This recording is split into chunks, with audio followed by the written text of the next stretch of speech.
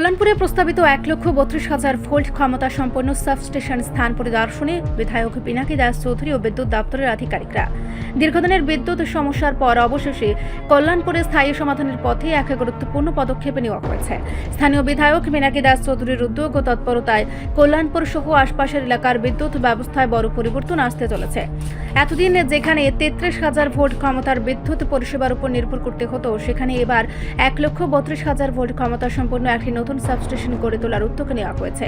এই প্রকল্পকে সামনে রেখে বুধবার বিদ্যুৎ দপ্তরের শীর্ষ আধিকারিকরা বিধায়ক পিনাকি দাস চৌধুরী ও অন্যান্য বিশিষ্ট ব্যক্তিত্বদের নিয়ে প্রস্তাবিত সাবস্টেশন স্থান পরিদর্শন করেন। পরিদর্শনকালে দ্রুত প্রশাসনিক প্রক্রিয়া সম্পন্ন করে নির্মাণ কাজ শুরু ও শেষ করার বিষয়ে সংশ্লিষ্ট আধিকারিকদের প্রয়োজনীয় নির্দেশ দেওয়া হয়।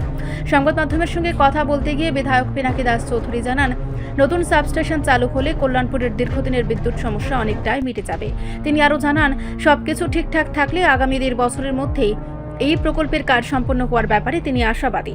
এলাকাবাসীর মতে এই উদ্যোগ বাস্তবায়িত হলে কল্যাণপুরের বিদ্যুৎ ব্যবস্থা এক নতুন অধ্যায়ের সূচনা হবে। মূলত কল্যাণপুর সমগ্র এরিয়ার কাছে আজকে একটা খুশির খবর যে আমরা এখানে একটা নবনির্মিত 1,32,000 ভোল্ট, এতদিন কল্যাণপুরে যে বিদ্যুৎ ব্যবস্থাটা ছিল সেটা হচ্ছে 33,000 ভোল্টের। তো আমরা 1,32,000 ভোল্ট মানে 132 কেভি একটা সাবস্টেশন নির্মাণের জন্য আমরা মূলত প্ল্যানিং নিয়েছি এবং এই সাবস্টেশন নির্মাণ করতে গেলে জায়গার দরকার। তো আমরা কল্যাণপুরের মাননীয় বিধায়ক মহোদয়কে আমরা রিকোয়েস্ট করেছি যাতে জায়গা আমাদের একটু দেখায়, সো দ্যাট আমরা এই সাবস্টেশনের যে প্রারম্ভিক যেসব নিয়মাবলীগুলি আছে এগুলি যাতে আমরা করতে পারি। তো আশা করব এই সাবস্টেশন করতে 1 থেকে 1.5 বছর সময় তো লেগে যাবে।